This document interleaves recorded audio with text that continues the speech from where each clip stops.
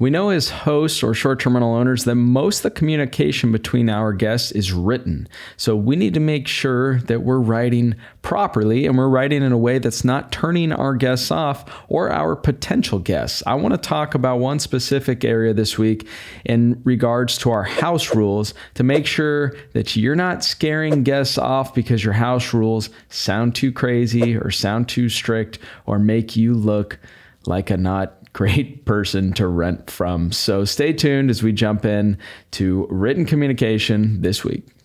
Welcome to Short-Term Rental Riches. We'll discuss investing in real estate, but with a specific focus on short-term rentals. Quick, actionable items to acquire, manage, and scale your portfolio. I'm your host, Tim Hubbard. Welcome back to the Short-Term Rental Riches podcast. The way we communicate has really changed over our lifetimes, hasn't it? Or over the generations. Our grandparents, for example, were not sending text messages. They also weren't renting short-term rentals on Airbnb. And so there's a lot of benefit that comes with this written communication. It's efficient. And we know that our guests prefer written communication, right? Because that's generally the way they're communicating with us. Written communication can be a little more challenging to interpret properly versus verbal communication or face-to-face communication. A big reason because we can't actually see the other person, right? So emojis have helped with this quite a bit. If you send a message that says, "You're welcome to check out late if you would like," versus "You're welcome to check out late if you would like," with a smiley face, that is a different message, right? Your guest is going to interpret that differently. So emojis have helped us a little bit with this, but nonetheless, written communication is really important, and there's a right way to do it and there's a wrong way to do it. So let's go ahead and jump into some tips on how to better write your house rules and some of those important messages that are kind of hard to write. Here's an example. No smoking in the property. We do not allow smoking. You will be fined. You will be charged if you're caught smoking in our property. These are getting the point across, which we have to have this in our house rules, right? In our rental agreements, but we can write it in a way that's a little more pleasant. And knowing that our guests are reading all these before they actually reserve our property most of the time, although some people aren't reading anything, it's important that we're communicating in a pleasant way that's warm and inviting, and that's going to help us get more reservations. So the first of my 6 tips is really just that. We want to write in a friendly way. Now we have tools, luckily, to help us do this. If your natural writing style is not very friendly, well, you can jump over to ChatGPT and you can write the message you're trying to. Ask ChatGPT to write it in a more pleasant way, and boom, that's pretty easy. You could do that in under a minute.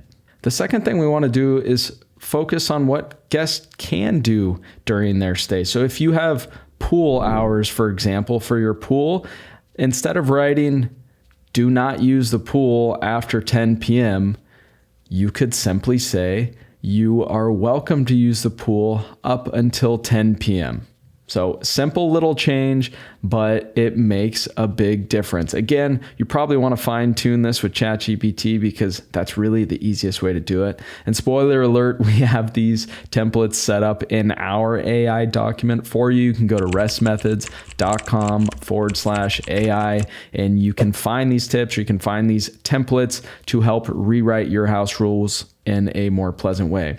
The third tip is to offer a little bit more explanation around your rules to help them come off in a more pleasant way, or to help the guest understand why you actually have that rule. So one example might be if you have a late checkout fee, that you simply explain it by saying your housekeeper traveled to be there and they're going to be waiting around if you're not checking out on time, and it's not fair to them. So just a simple suggestion. Sometimes offering a little bit more explanation around our rules can make them easier to read and more pleasant. The fourth tip is just to be clear and concise. So we don't want to have a super long list of house rules if we don't need them, right? Or if we can have a set of house rules or a rental agreement written in 5 pages, that's going to seem better than having it written in 10 pages, right? So again, you can use ChatGPT or you can use our prompts to help you write the most concise rules in the most pleasant way to make sure that your guests aren't getting to the bottom and deciding, you know what, this property owner or this manager just seems a little too uptight. I think I'm going to book something else. That's not what we want. So the 5th tip, and this doesn't work for all of our rules, but a lot of times we post rules in the property, right? If you're not, you should. We post our most important information on a 1-page printout. It's laminated. I think everyone should do this. And in there, we repeat some of our most important rules. The benefit to having some of these printouts in the property is that you can add color to it. You can add emojis to it. You can add images to make it more pleasant than just a simple line of text. So unfortunately, with some of the OTAs like Airbnb, we don't have the ability to add images and stuff like that in there with our house rules, but we do in our property. So wherever you can, make those images, make those signs a little more visually pleasing. The last thing is we want to leave our house rules, our rental agreement in a way that lets our guests know that they can reach out to us if they have any questions, if they need further clarification. So we want to start on a good note and we want to end on a good note with our house rules, and we want to write our actual house rules and all of our policies in the best way possible. So I'm going to recap these tips real quick, and then I'm going to break down just a couple examples of a normal way people are writing, a sort of mediocre way, and then an exceptional way that you could be writing a couple house rules. So we'll get into that in one sec. So to recap the tips, the first one is engage positively. Use a friendly tone. The second one, focus on the positive. Focus on what your guests can do and not what they can't do. So remember, there's 2 ways to write those types of things. Explain or help clarify really important points with a little bit more of a description when you think it's necessary or when you think it will help your guests receive that message in a better, easier way. The 4th thing is just make sure things are clear and concise. We don't want to stretch something out longer than it needs to be. The 5th thing, if you have the ability to make something a little more visually pleasing, like adding an emoji or adding colors or images or something to something printed out in your property, then definitely do that when you can. The 6th thing is we want to just make sure that we're always available for open communication.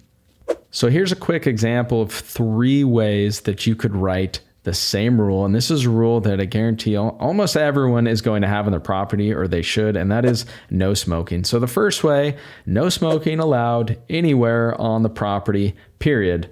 Violators will be fined, or you will be charged, or we have a heavy smoking fee. So that is one way to write it. That's one way we see it all the time. So here's a more adequate way to write it. Please avoid smoking inside to keep our space fresh for all guests.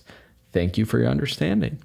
Much better. Here is the well-written example, and we use ChatGPT for this, so it actually starts with a little fresh emoji. I think this is a leaf or something, but it says, to ensure fresh air for everyone, we kindly ask you to enjoy your smoke outside. Enjoy your smoke outside instead of do not smoke or you cannot smoke. So we're focusing on what they can do. Most places allow smoking outside or on a patio. So to ensure fresh air for everyone, we kindly ask you to enjoy your smoke outside. Thank you for helping us keep the indoors clean and welcoming for all guests. If you have any questions or need directions to designated smoking areas, we're here to help. So again, you can tailor one down. Maybe that's a little too friendly, right? But you get the point. There's different ways to write things. And remember, we're only writing these house rules once usually. We're hardly ever going back and rewriting the way that they're in there. Again, these are things that our guests are reading before they actually book our property. So that's going to give them a little bit of insight into how we communicate with our guests. So make sure you go back and you revisit all of your writing, especially these important rules and policies.